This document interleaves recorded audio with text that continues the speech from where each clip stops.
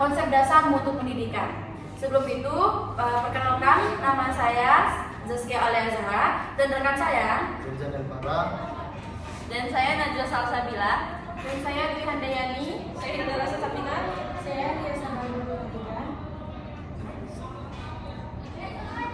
Sebelum lanjut untuk masuk lebih dalam lagi, maka kami akan menjelaskan dulu latar belakang yang akan kami jelaskan. Yang pertama itu adalah mutu pendidikan merupakan aspek penting dalam pembangunan SDM, dan pendidikan itu bermutu menghasilkan lulusan kompeten, berkarakter, dan siap menghadapi tantangan.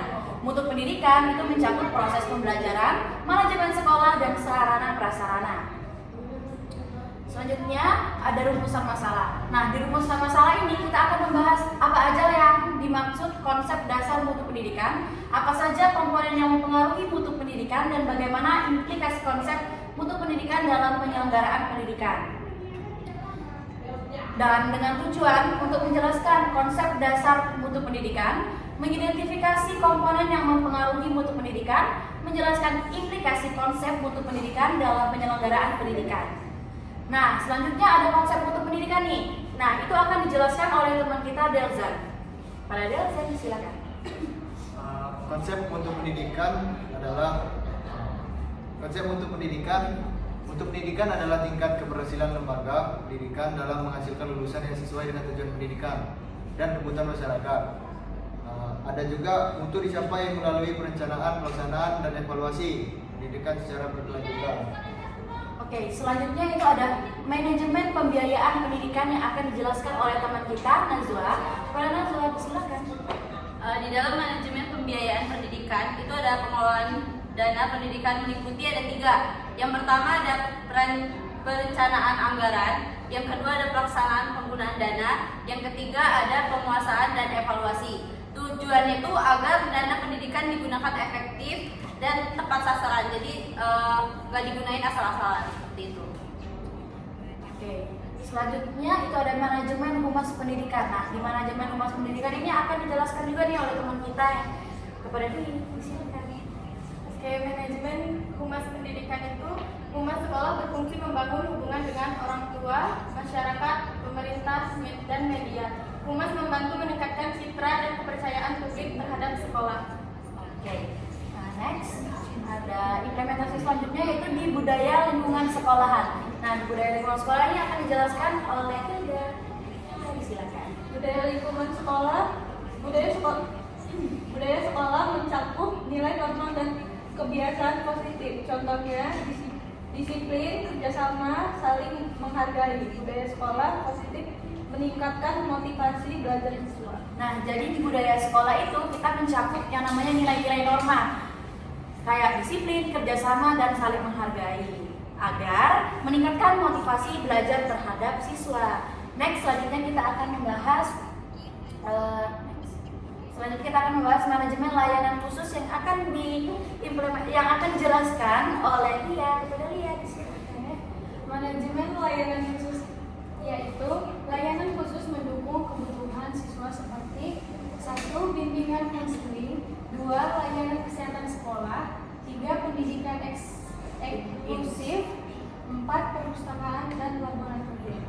Oke, next kita lanjut membahas tentang studi kasus 1 tentang penyalahgunaan dana BOS. Mungkin di sini teman-teman udah banyak nih ada yang namanya studi kasus yang penyalahgunaan dana BOS. Nah, itu akan dijelaskan oleh Najwa lagi. Najwa, disilakan. Dalam studi kasus penyalahgunaan dana BOS, kasus penyelenggaraan dana BOS menunjukkan pentingnya yang pertama ada transparansi, yang kedua ada akuntabilitas, yang ketiga ada pengawasan penggunaan dana pendidikan. Seperti itu. Nah, jadi dalam kasus penyalahgunaan dana BOS ini dia menunjukkan nih bahwa kita tuh penting banget nih yang namanya transparansi dana, mengakuntabilitas soal pengeluaran itu, dan juga pengawasan penggunaan dana pendidikan. Lanjut ke slide selanjutnya. Oke, selanjutnya di studi kasus 2 tentang manajemen humas. Nah, ini akan dijelaskan oleh teman kita juga di Studi kasus 2 manajemen humas. Kurangnya komunikasi antara sekolah dan masyarakat dapat menyebabkan kesalahpahaman. Solusinya SOP komunikasi, pemanfaatan media sosial, dan respon cepat terhadap masyarakat.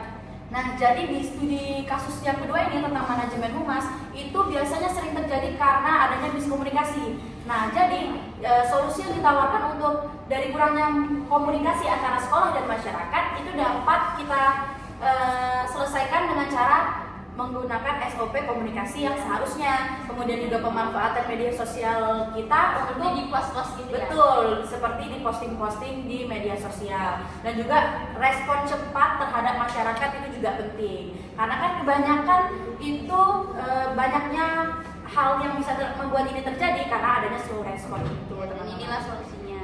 Oke, dan ini ada solusinya. Selanjutnya ada studi kasus ketiga yaitu budaya Green School yang akan dijalankan oleh Lia. Kepada Lia disilakan. Studi kasus 3 budaya Green School, yaitu program Green School membantu menciptakan yaitu lingkungan sekolah bersih, kesadaran lingkungan, kebiasaan hidup sehat bagi siswa. Nah, sebelumnya teman-teman, dari budaya Green School ini artinya budaya penghijauan sekolah. Nah, budaya penghijauan sekolah ini yang menciptakan lingkungan sekolah kita tuh menjadi bersih, lebih hijau, dan meningkatkan kesadaran terhadap lingkungan. Mungkin ada tambahan lagi nih teman-teman? Dan ini juga bisa menambah salah satu kedisiplinan atau karakter teman-teman semuanya, mulai dari lingkungan terlebih dahulu, baru dia akan menyadari bahwa disiplin itu harus begini.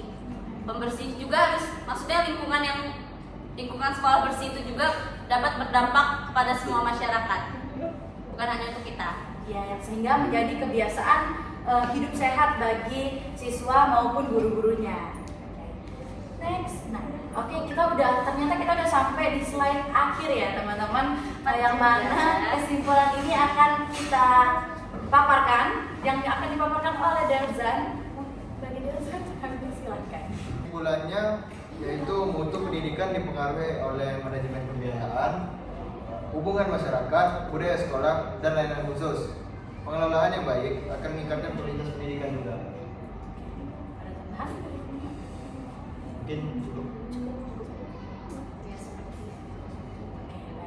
Oke, terima kasih untuk Bapak yang telah menyempatkan menonton video ini hingga akhir. Kami ucapkan mohon maaf bila ada salah kata dan salah pengucapan. Kami akhiri, wabillahi taufiq wal hidayah. Wassalamualaikum warahmatullahi wabarakatuh. Ting.